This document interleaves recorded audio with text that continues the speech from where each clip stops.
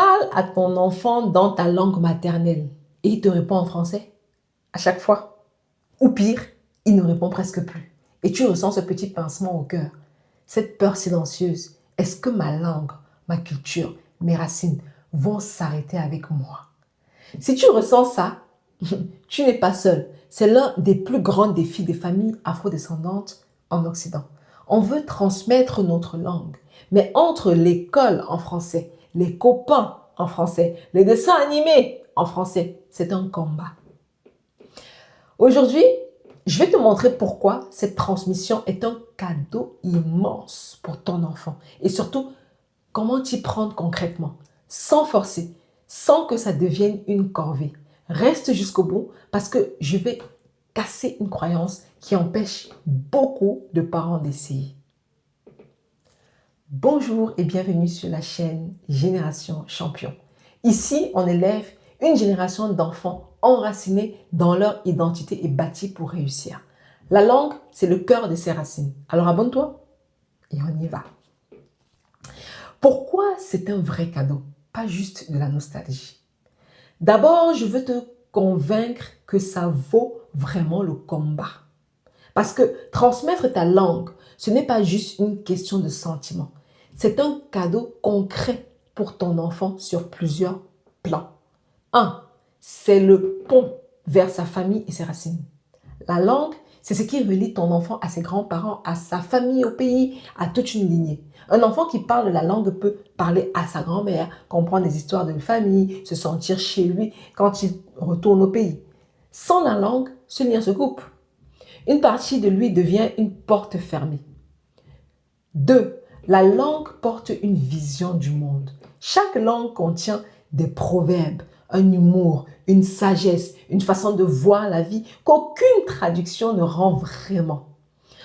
En transmettant ta langue, tu transmets toute une culture, toute une manière d'être. Tu donnes à ton enfant une richesse intérieure que rien d'autre ne remplace. 3. Et ça, beaucoup l'ignorent. C'est un atout pour son cerveau et son avenir. Les enfants bilingues développent souvent une plus grande souplesse mentale. Et dans un monde globalisé, parler plusieurs langues est un vrai avantage professionnel plus tard. Tu ne le ralentis pas en lui donnant ta langue. Au contraire, tu lui donnes une longueur d'avance. Donc non, ce n'est pas juste de la nostalgie de parents. C'est un investissement dans son identité et dans son avenir. La croyance qui bloque tout. Maintenant, je dois casser une croyance parce qu'elle empêche énormément de parents d'essayer. Elle est fausse. Beaucoup de parents pensent, si je lui parle ma langue en plus du français, je vais l'embrouiller. Il va être perdu. Il va prendre du retard à l'école. C'est faux et archi faux. La science est claire là-dessus. Le cerveau des jeunes enfants est fait pour apprendre plusieurs langues en même temps. Il ne s'embrouille pas. Il trie. Un enfant peut parfaitement apprendre 2, même 3 langues à la fois et devenir bon dans toutes. Il peut y avoir un léger mélange au début, quelques mots d'une langue dans l'autre. C'est normal, c'est temporaire. Ça se démêle tout seul. Ce n'est pas de la confusion, c'est juste une étape. Et l'autre croyance à casser, c'est trop tard, il est déjà grand. Non plus. C'est plus facile quand ils sont petits, c'est vrai, mais on peut commencer à tout âge. Un enfant de 8, 10 ans peut tout à fait se remettre à la langue si on s'y prend bien. Il n'est jamais trop tard pour ouvrir cette porte. Donc, libère-toi de ces peurs. Tu ne fais aucun tort à ton enfant. Tu lui fais un cadeau. Les stratégies concrètes qui marchent. Donc, maintenant, c'est du concret.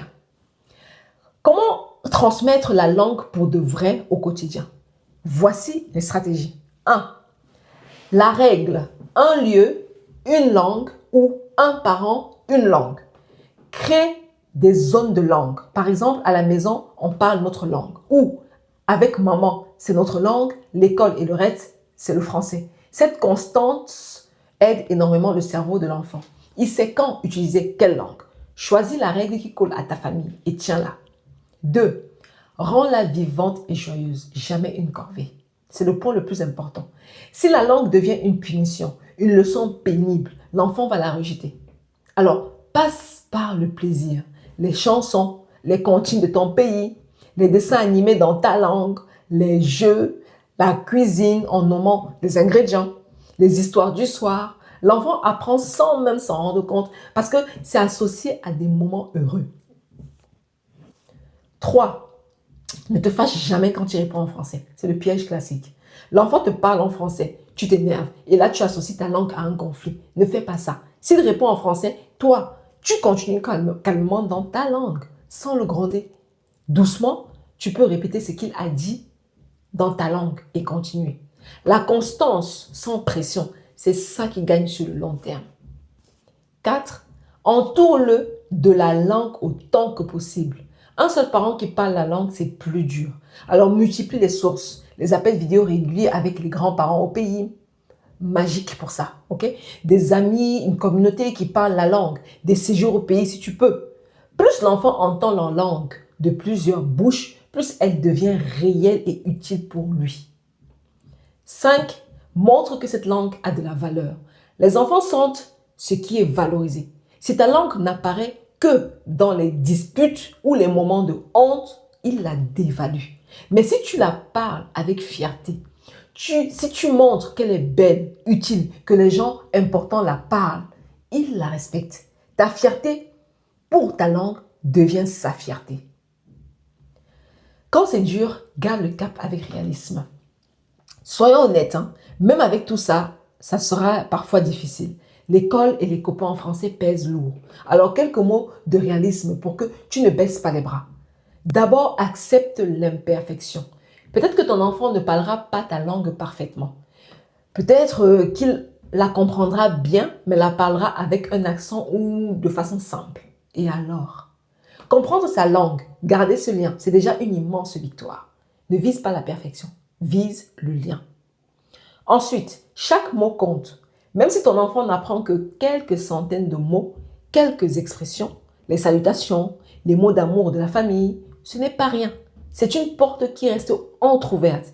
Et une porte entrouverte, il pourra toujours la rouvrir en grand plus tard, adolescent ou adulte s'il le décide. Et enfin, sois patient et doux avec toi-même. Il y aura des jours où tu parleras français par fatigue, par facilité. Ce n'est pas grave. Reprends le lendemain. La transmission d'une langue, c'est un marathon, pas un sprint. Ce qui compte, c'est de ne jamais complètement lâcher la corde. Alors, récapitulons. Transmettre ta langue, c'est offrir à ton enfant un pont vers sa famille, une vision du monde unique et un vrai atout pour son cerveau et son avenir. Libère-toi des fausses peurs. Non, tu ne l'embrouilles pas. Et non, il n'est jamais trop tard. Et applique les stratégies. Une règle de langue claire. Du plaisir, jamais de corvée.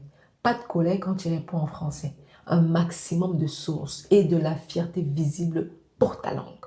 Et sois réaliste. Vise le lien, pas la perfection. Je vais te laisser avec ceci.